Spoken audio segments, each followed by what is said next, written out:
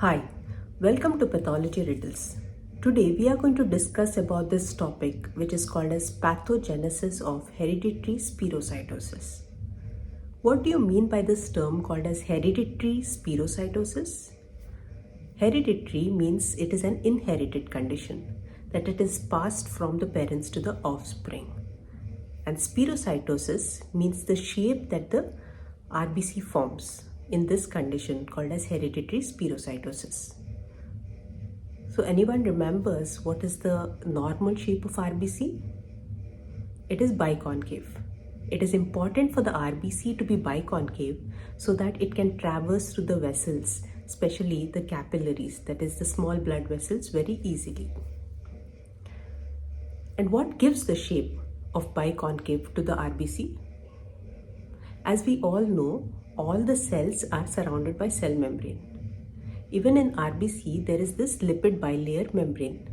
Just under that cell membrane, there is RBC skeleton, which mainly consists of two particular proteins. One is spectrin and other one is actin. Spectrin is a helical structure. Just like the DNA, it has got two chains, that is alpha and beta. They are helically bound. And towards the tail end, there is this actin protein. This particular skeleton is closely present towards the lipid bilayer lipid membrane, that is the cell membrane. But there is something required to join this, right? So those are the three more proteins. At one point, it is joined by ankyrin and band 4.2. And another place it is joined by band 4.1. So this is what gives the skeleton or the structure of the RBC membrane, which is very flexible. So what happens in hereditary spherocytosis? There is mutation of these particular proteins, that is spectrin, ankyrin, band 4.1, band 4.2. So when there is mutation of these particular proteins, there will be deficiency of these proteins.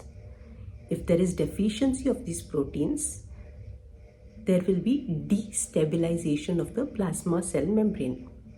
Normally, these particular proteins stabilize the RBC membrane.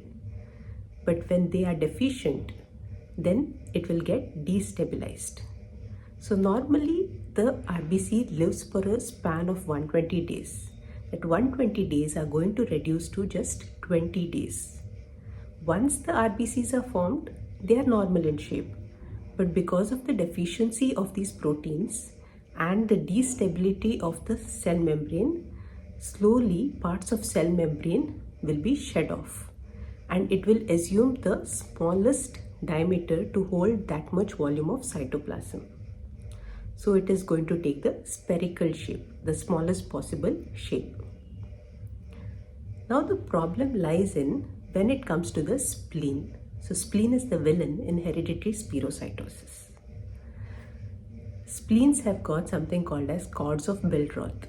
In order to pass through these narrow cords of Billroth, in order to enter the splenic sinuses, the RBCs will have to deform in shape. And because the spherocytes are not deformable, they will get trapped in this cords of Billroth. So when they are trapped in the cords of Billroth, what will happen? They will be trapped for a long time. So the glucose will get depleted.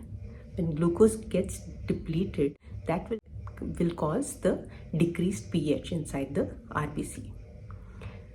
And at the end of it, the macrophages are going to remove these RBCs, which no longer can sustain themselves. So as a result of the splenic macrophages removing more and more of these RBCs, there will be extravascular hemolysis, that is breakdown of the RBCs. So there will be moderate splenomegaly, there can be jaundice, there can be gallstones, and there will be a lot of spherocytes in the peripheral smear. So these are the clinical features that we get in hereditary spherocytosis. I hope you have understood this topic. We will continue about this in the next class. This is Dr. Susan signing out until we meet in the next video.